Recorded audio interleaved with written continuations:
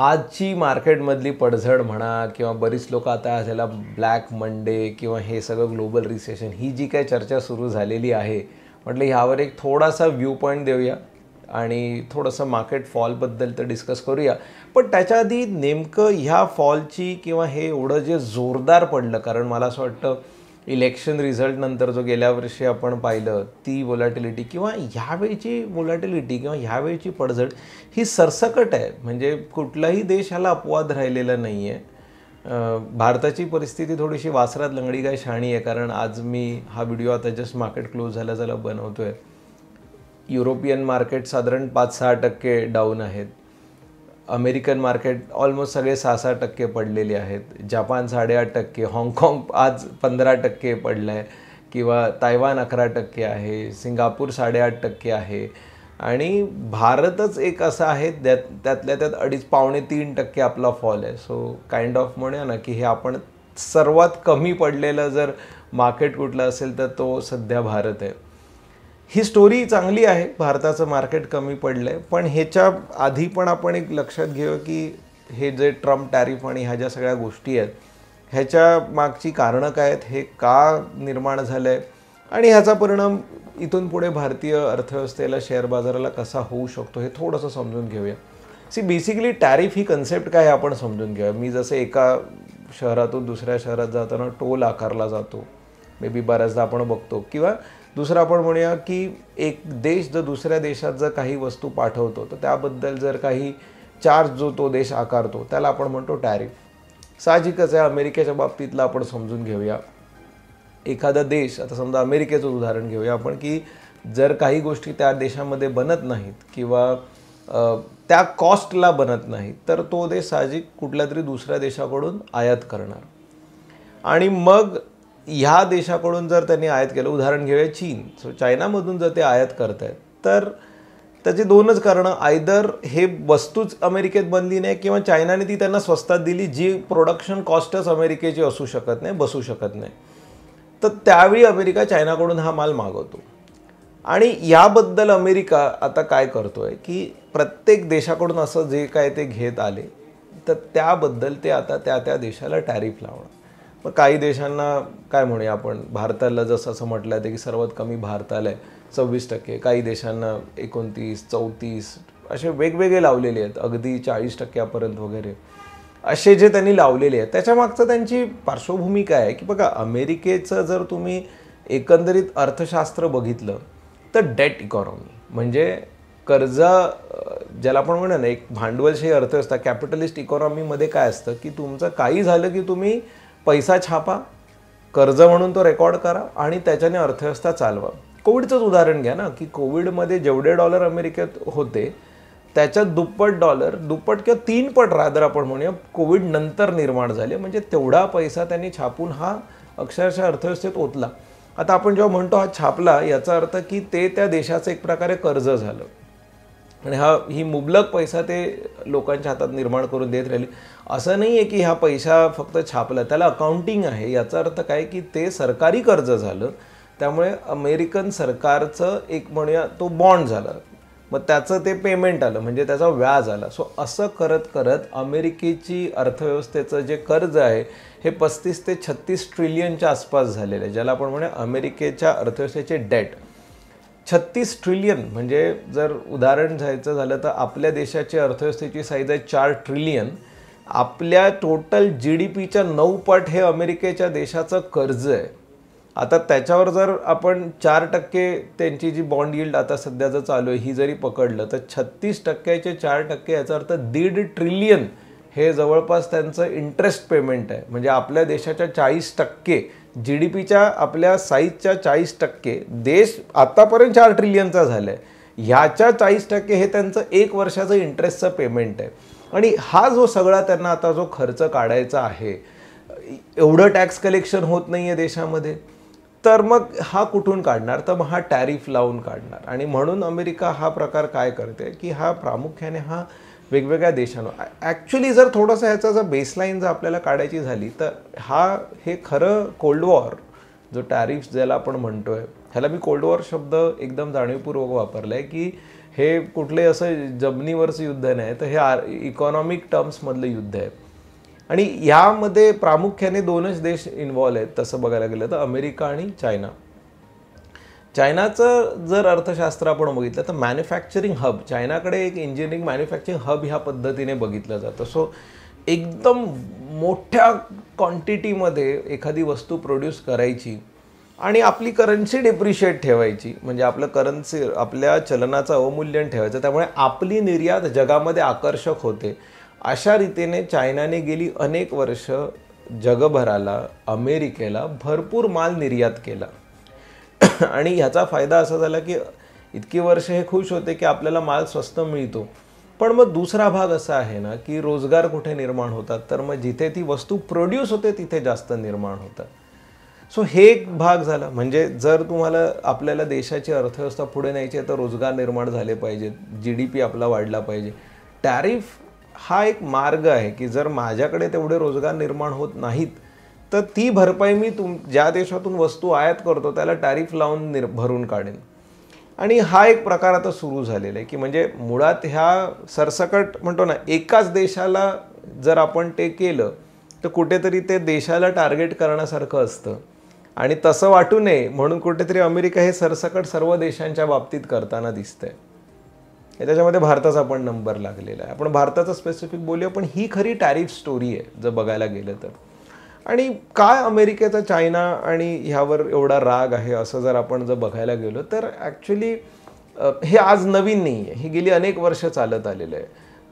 Capitalist आणि communist हे थोडासा वाद हा दिसतोच. म्हणजे एक वेस्टर्न कंट्रीज हे थोडंसं कॅपिटलिझम, भांडवलशाही अर्थव्यवस्थेच्या दृष्टीने काम करणारे हे देश झाले.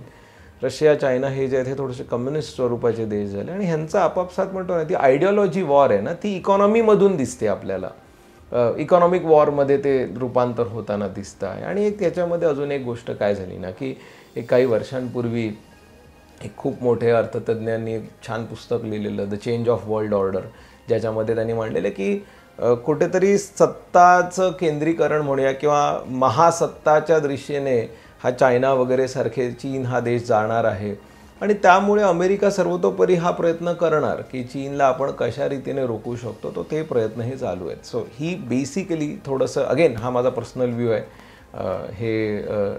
म्हणजे हे मी सांगण्याचा हेतू फक्त हे तुम्हाला टॅरिफ आणि ह्या गोष्टी समजाव्यात ह्यासाठी आहे. थोडंसं भारताबद्दल बोलूया.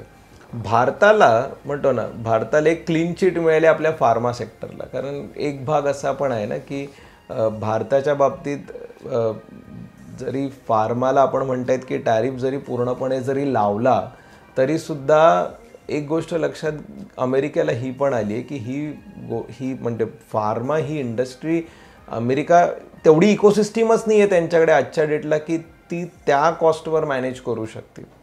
त्यामुळे हा एक भाग झालेला आहे. दुसरं, भारताला सर्वात कमी जो दिसतोय इतर देशांच्या तुलनेत तो आहे 26%. आता आपण ह्याचं कॅल्क्युलेशन करूया इंडियन कॉन्टेक्स्टमध्ये काय. अच्छा, त्याच्या आधी पण थोडंसं सांगू इच्छितो की ह्या 2 एप्रिलनंतर काही घडामोडी अशा झाल्या की काही देशांनी ह्या विरोधामध्ये बोलायला सुरुवात केली की आता रेसिप्रोकेटिंग टॅरिफ म्हणजे काय, की जर समजा चायना जर काही निर्यात करतोय अमेरिकेला तर त्याच्यावर अमेरिका टॅरिफ लावेल. सो समजा भारताच्या बाबतीत पण भारताला आपण जर काही तिथे पाठवतो त्याच्यावर 26% अमेरिका टॅरिफ लावेल. पण अमेरिका पण काही गोष्टी भारतामध्ये पाठवतं की आपण तिथून पण तर बऱ्याच गोष्टी आयात करतो. तर भारत पण सांगेल की आम्ही रेसिप्रोकेटिव्ह टॅरिफ लावू, म्हणजे तुम्ही 26% लावलं तर आम्ही पण तुमच्या मालाला 26% लावू.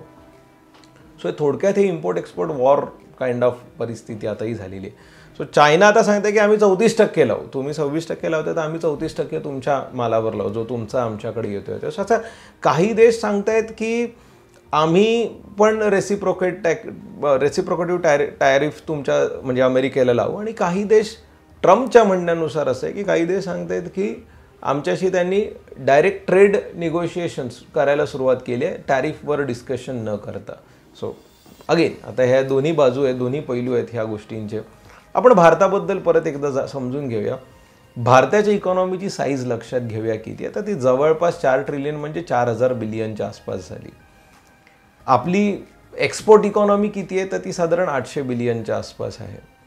सो ह्या 800 बिलियनमध्ये जर मी असं पकडलं की अमेरिकेच्या दृष्टीने हे आकडे अप्रॉक्सिमेट आहेत, अगेन इकडे तिकडे थोडंसं होऊ शकतात, फक्त अमेरिकेची बाबतीतलं निर्यात पकडली की ते तर ती साधारण 80 बिलियनच्या आसपास येते.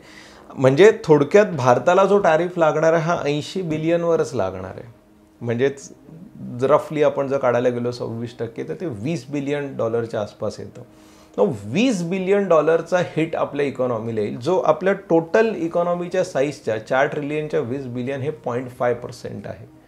आणि म्हणून ही जी चर्चा चालली आहे की भारताला ह्याचा इम्पॅक्ट जो आहे हा जरी आला तरी हा तेवढा स्ट्रॉंग नाही आहे जेवढा अँटिसिपेट केला जातो आहे. कारण एक भाग आपण इथे लक्षात घेणं गरजेचं आहे की भारताची अमेरिकेला असलेली निर्यात ही काय म्हणूया, ही तुलनेने आपल्या साईजच्या तुलनेने कमी आहे. आपली म्हणजे अमेरिका आपला ट्रेड पार्टनर 10%च आहे आपल्या टोटल निर्यातीच्या. त्यामुळे तिथे आपण म्हणतो ना बऱ्यापैकी ह्या बाबतीत आहे ना, ज्याला आपण म्हणूया की थोडेसे सेफर आहोत कम्पेअर टू इतर सर्व देशांच्या तुलनेमध्ये. दुसरा भाग आपण ह्या सगळ्या चर्चेमध्ये आपण थोडंसं आता स्टॉक मार्केटबद्दल समजून की मार्केट पडलेत कारण हे कुठेतरी टॅरिफमध्ये अनसर्टॅनिटी निर्माण होते. बघा एक गोष्ट लक्षात घ्या, ह्यामध्ये अल्टिमेटली जर टॅरिफ ॲड झाल्यामुळे अमेरिकेचा कन्झ्युमरला जास्त पैसे खर्च करावे लागणार आहेत. म्हणजे सपोज उदाहरण घ्या, ही वस्तू जर चायनामध्ये बनली आणि ही जर चायना निर्यात करतो आणि जर ह्या वस्तूची किंमत अज्युम करूया की समजा एक लेट्स से 3,000 रुपये असेल आणि तर तीच जर वस्तू आज चायनावर जो काय समजा एक आपण पुढे 30% टॅरिफ किंवा 34% टॅरिफने ही वस्तू 4,000ला झाली, तर अल्टिमेटली ते जे एक्स्ट्रा 1,000 हे अमेरिकन नागरिकाचेच जाणार आहेत आणि त्याच्यामुळे अमेरिकेमध्ये इन्फ्लेशन वाढण्याची शक्यता आहे. हा जो सगळा फॅक्टर आहे हा अमेरिकेसाठी फार हेल्दी नाही आहे. अगेन इकॉनॉमिक्स ते त्यांच्या पद्धतीने जस्टिफाय करण्याचा प्रयत्न करतील, पण वेट अँड वॉच राहील ओव्हरऑल ग्लोबली जर बघायचं झालं तर. परत आपण भारताकडे येऊया की भारतीय अर्थव्यवस्था जी आहे ही खूप डोमेस्टिक सेंट्रिक झालेली आहे आणि हे आता नाही. एक लक्षात घेऊया, जागतिक अर्थव्यवस्थांमधल्या त्रुटी ह्या आपल्याला 2022 पासूनच दिसतात. म्हणजे जवळपास 3 वर्ष झाली रशिया युक्रेन युद्धानंतर जी एक जागतिक अर्थव्यवस्थेमध्ये जे ना काही छोटे मोठे इश्यू आहेत युरोपपासून सगळ्यांचे हे आपल्याला दिसतातच आहेत.